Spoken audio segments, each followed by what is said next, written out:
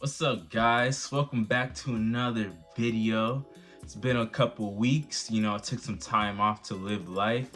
I like to think that in order to create art, you got to live life because art reflects life. You know what I mean? So sometimes you need time to actually just go through life and see what it has for you. As y'all can probably see, today's a little different.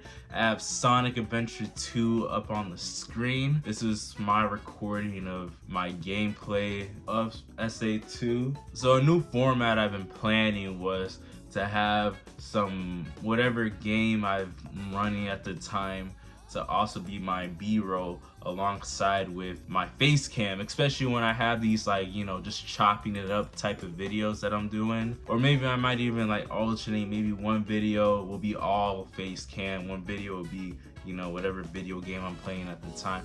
Just switch things up, you know what I mean? So yeah, but today I actually did plan on talking about Sonic Adventure 2. A little interesting fact about me, I've been a big fan of Sonic since I was 6 or 7. Two of my first experiences with Sonic was the 4Kids television series Sonic X. I used to love that theme song, running around the house just on repeat.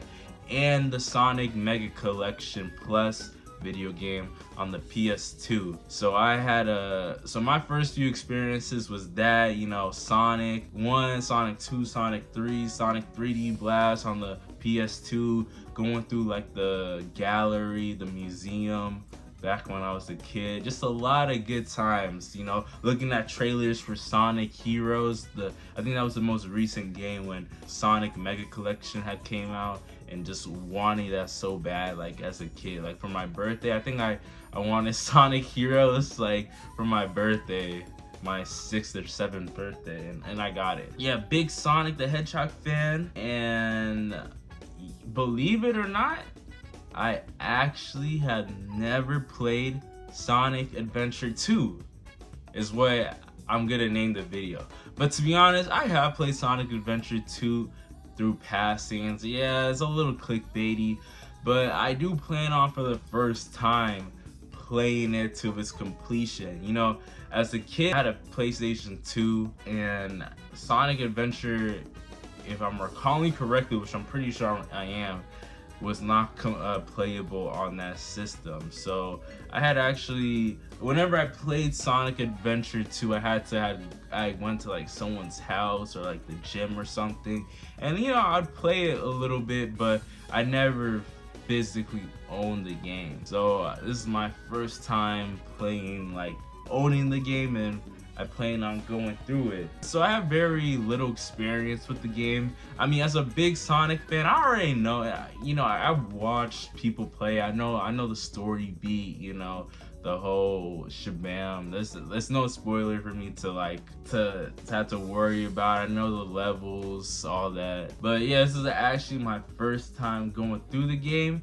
And one thing that, as a kid, when you're playing a Sonic game, especially when you have the TV shows and the animations, Sonic running around, that's your viewpoint on Sonic, you would expect that the games are supposed to give you that feeling, that feeling that you're the fastest thing alive, that you're the speediest blue blur, that you're this cool, awesome guy. But I remember playing Sonic 1, Sonic 2, Sonic 3. I mean, even as a kid, I understood that these were old games, 10, 12, by that time, yeah, 10 years old of video games.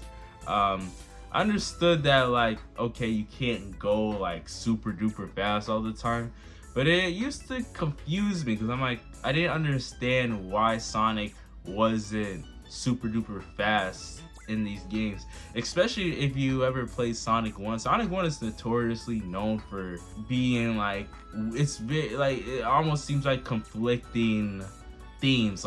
Sonic is supposed to be this fast thing, but you get to Marble, whatever that level's called, and you have to actually do some careful platforming well-timed jumps, stuff like that, and it's very like confusing. And one thing that I after watching videos as I gotten older and playing more video games, I understood that Sonic games are never about being super fast. They're always been about momentum, which although like those two are similar, there's still enough of a difference between the two that like they're not the same thing. Sonic games reward players who understand like the level designs of the games, that memorize certain paths, that understand the game physics of the game, and you're rewarded with that momentum where it finally does feel like Sonic is blasting through the levels. But if it's your first time playing most Sonic games, unless we're talking about the Boost Sonic video games, you're not gonna feel like you're the fastest thing alive.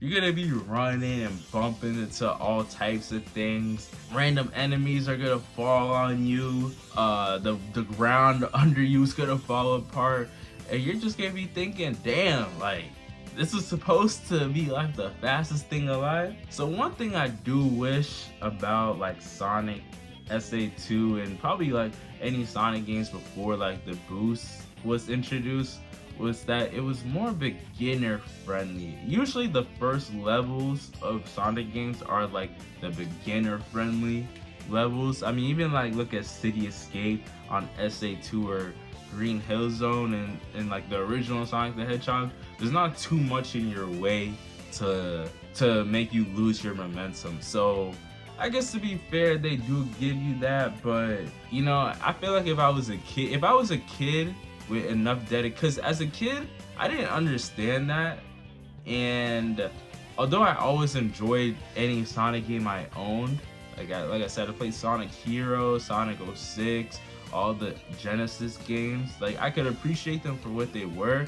I didn't understand the reward for playing multiple times was that momentum, and I wish that like the games kind of did a better job at like guiding or like kind of, I don't know, letting younger kids know that for sure, because it took me years in watching YouTube videos to understand that, oh, like you can, like how like you can break like your time record in the Sonic levels. Anyways, back to SA2. You know, I'm not gonna judge the game based off of like modern day cutscenes and modern day like storytelling. In fact, I would say part of like the fact that SA2 ages really, in my opinion, not that well, kind of gives it its charm. Like, look at Sonic's eyeball right here. Like, what the fuck? Like, it's through his eyelids. Like, oh my god.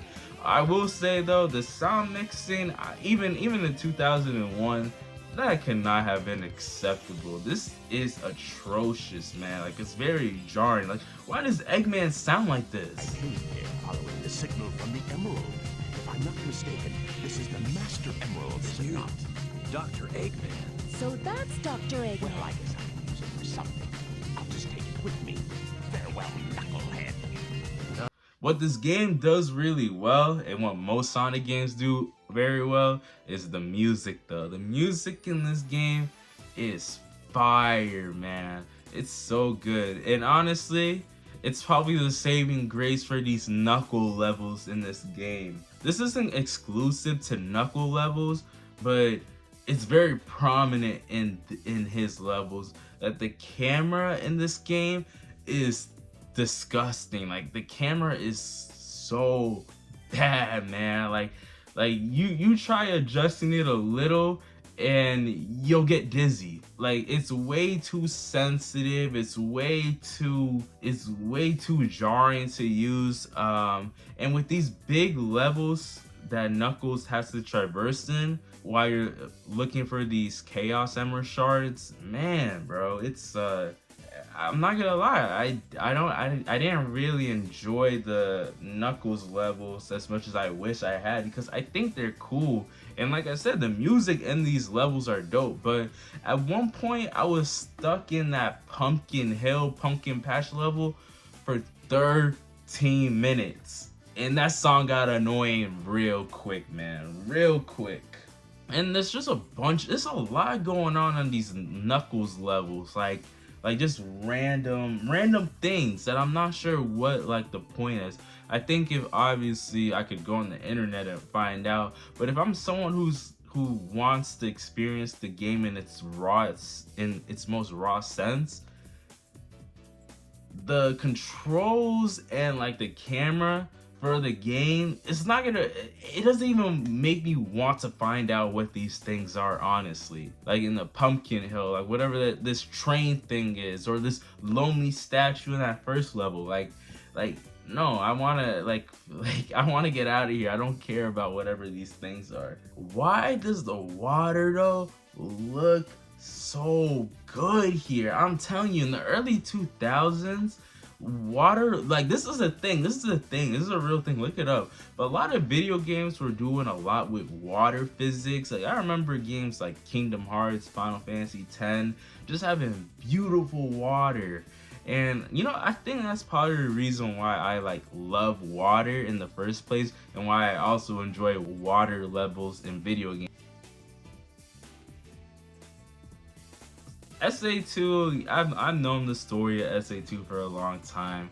It's a Sonic game. What can you say? Like, I won't critique it. It has some good beats, honestly.